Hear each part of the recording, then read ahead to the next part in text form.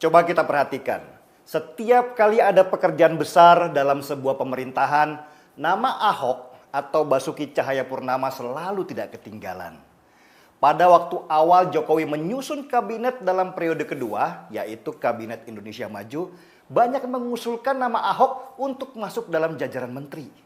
Sayangnya, undang-undang tidak memperbolehkan karena ia pernah menjadi terpidana kasus dengan ancaman hukuman maksimal 5 tahun penjara. Dari sana saja kita bisa melihat tingkat kepercayaan orang terhadap Ahok dalam urusan eksekusi masih tinggi. Ahok mempunyai kemampuan manajerial yang mumpuni. Ia tipikal eksekutor tangguh dan sistematik. Kita masih ingat saat Ahok menjabat Gubernur Jakarta menggantikan Jokowi. Kemampuan Ahok di atas rata-rata dalam membereskan banyak hal di Jakarta.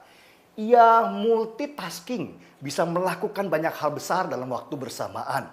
Mulai dari menerima warga dengan sejuta keluhan mereka di balai kota, sampai mengerjakan proyek besar supaya Jakarta tidak banjir lagi.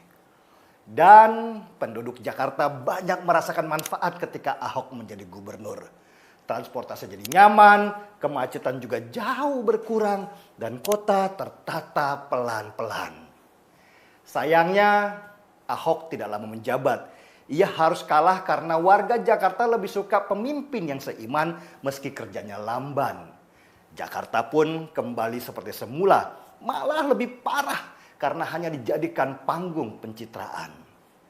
Jokowi yang pernah berpartner dengan Ahok saat menjabat sebagai gubernur Jakarta sangat paham cara kerja Ahok. Ahok itu seperti bulldozer. Ketika ia punya tujuan, ia tidak peduli dengan banyaknya penghalang. Semua yang ada di depan dihantam.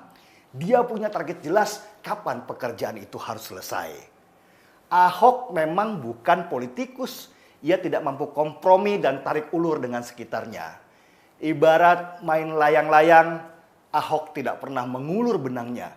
Ia tipikal pemain yang suka menarik dengan cepat dan keras. Itulah kenapa layangnya cepat putus. Menempatkan Ahok pada tempat yang salah, jelas akan menimbulkan keributan.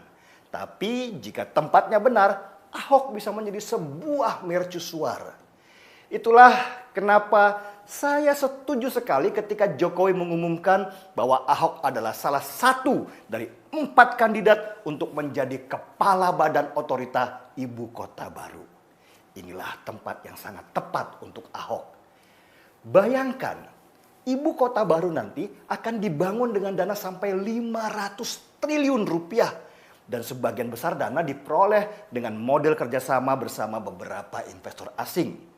Sebagai orang yang punya dana, tentu investor-investor itu ingin dananya bisa dimanfaatkan dengan efektif. Tidak dikorupsi, apalagi dibuat pesta pora para tikus berdasi. Ini berhubungan dengan kepercayaan. Orang yang memegang mega proyek itu tentulah harus mereka yang punya pengalaman dalam mengelola kota besar. Sebagai tambahan informasi, ibu kota baru dengan luas ratusan hektar itu nanti diperkirakan akan ditempati 1,5 juta orang di awalnya. Mega proyek ini harus berhasil karena akan dilihat oleh mata internasional. Dan Ahoklah yang tepat sebagai CEO kota baru itu. Dia punya nama dan punya karya. Juga tentu investor-investor besar itu senang karena mereka tahu rekam jejaknya. Ahok bisa menggabungkan investor luar dan investor lokal supaya bersama-sama mewujudkan ibu kota baru dengan progres yang sesuai jadwal. Menarik memang melihat kiprah Ahok selama beberapa tahun ini.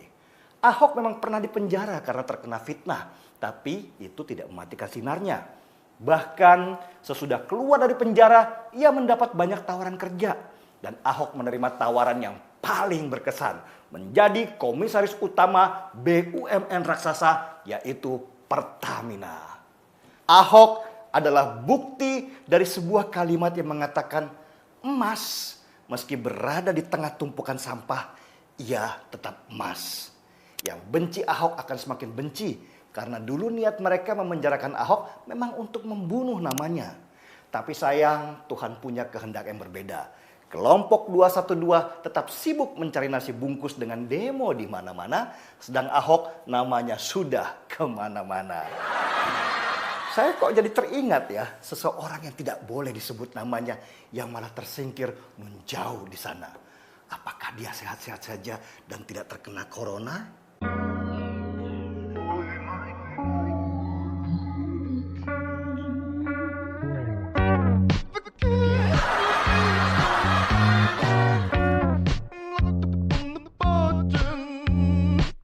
Markilang, mari kita pulang. Saya Deddy Siregar, kita di acara Timeline. Saya seruput kopi dulu.